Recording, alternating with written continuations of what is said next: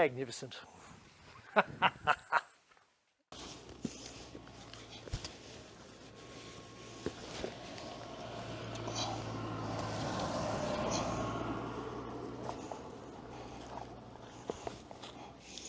G'day, I'm Glenn Torrens and today is a special day. I've got my special driving shoes on. I've got one of my favourite special driving hats here, and that's because I'm driving a particularly special car today. It's this. It's a 2017 VF2 Holden Commodore SSV Redline.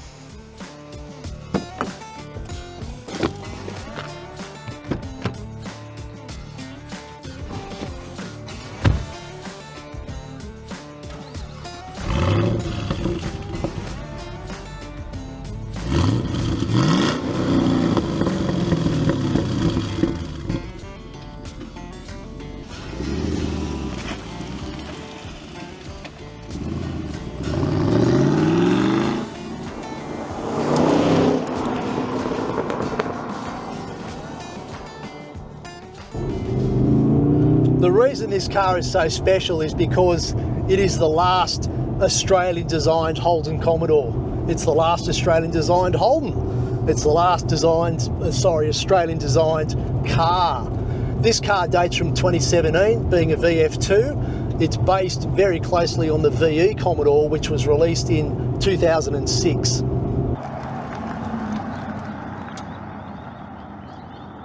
For the VF, Holden gave the VE Commodore a significant restyle. It gave the car fresh styling, headlights, taillights.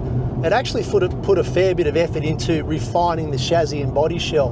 There's some aluminium panels on this car, and there's also aluminium suspension parts compared to VE. That made the car lighter, more nimble, and more fuel efficient. But today, I don't really care about fuel efficiency, because this is an SSV Redline.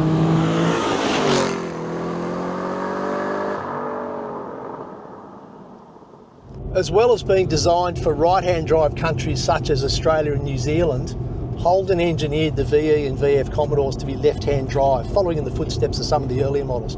That meant this car could be sold in America and the Middle East. Holden exported a lot of Commodores to the Middle East, and this particular model, or something very close to it, the SSV, went to America as a Chevrolet SS, a big, relatively simple 5-seat, 4-door performance sedan. Good things. To me, the SS is a magnificent driver's car, it really is. The SSV Redline is even better. The SSV Redline was a special option pack, if you like, that included bigger wheels and bigger brakes. Something that Holden did with the last of these V8 SSs is they gave it the most beautiful exhaust note. I hope you guys and girls can hear this, but it's just bloody magnificent. Induction noise, exhaust noise, without being too loud. There's actually like a variable exhaust system on these, which was sort of borrowed technology from Holden special vehicles. It means the car can be nice and quiet when it's not being flogged, but yeah, when you give it a bit of just right thong, when you give it a bit of jandle, Drew, it makes all the right noises. Just glorious. These are a terrific road car, they really are. I could drive this thing around Australia without even stopping, I reckon. Comfortable, quite refined for what it is. And the fact that it's a Holden, the fact that it's an Australian design car means that it's not scared by rough roads.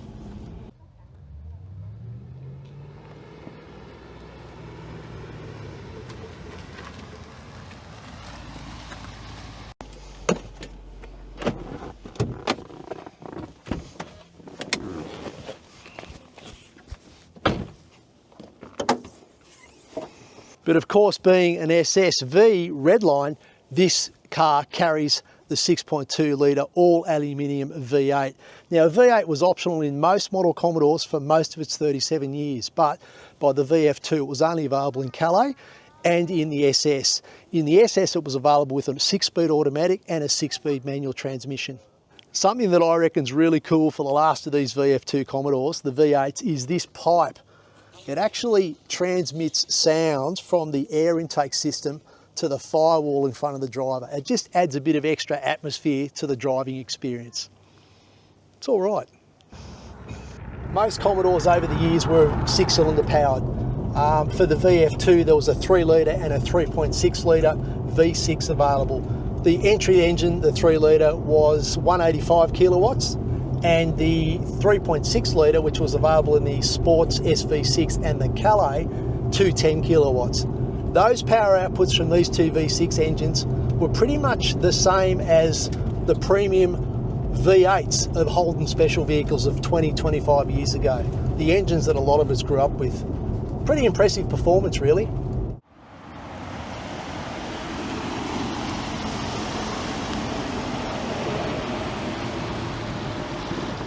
Something else that's special about this particular SS I'm driving today is the fact that it is actually an ex-police car. Starting in the early 1980s and the VH Commodore of 1981, Holden began offering special National Police Pack cars for police use around the country. At first it was known as the BT1, and I think in about 1998 that option code became the 9C1. So that was the special order police car.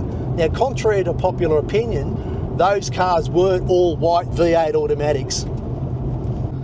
ACT road policing preferred manuals because of the mostly urban areas that these cars were used in. The ACT is only small, it's a tiny little part of Australia. It's heavily urbanised. There's not as much freeways as there is in New South Wales, Victoria, Queensland, etc., the rest of Australia. So the manuals, the 6-speed manuals, better suited the purpose. It's as simple as that.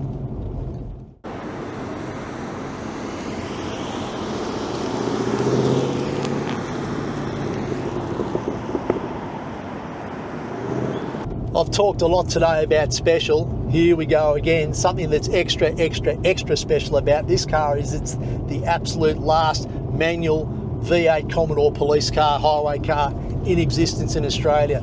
This came off the road only quite recently, and it's heavy research, a fair bit of research has revealed it is the absolute last manual V8 Aussie cop car ever made. Kind of cool, but also kind of sad.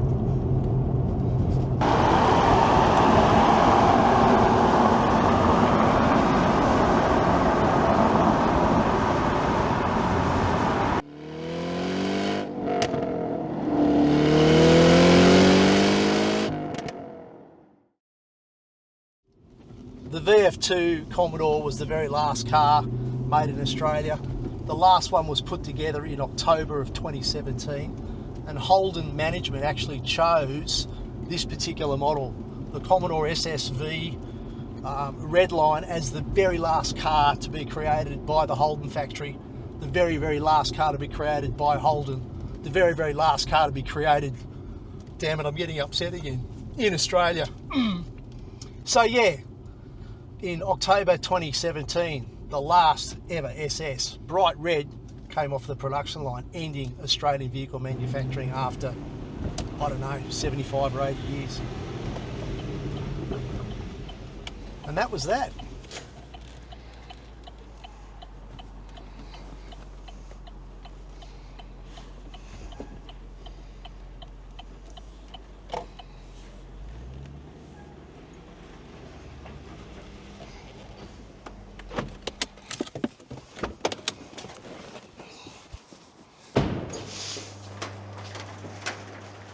So, what a special day.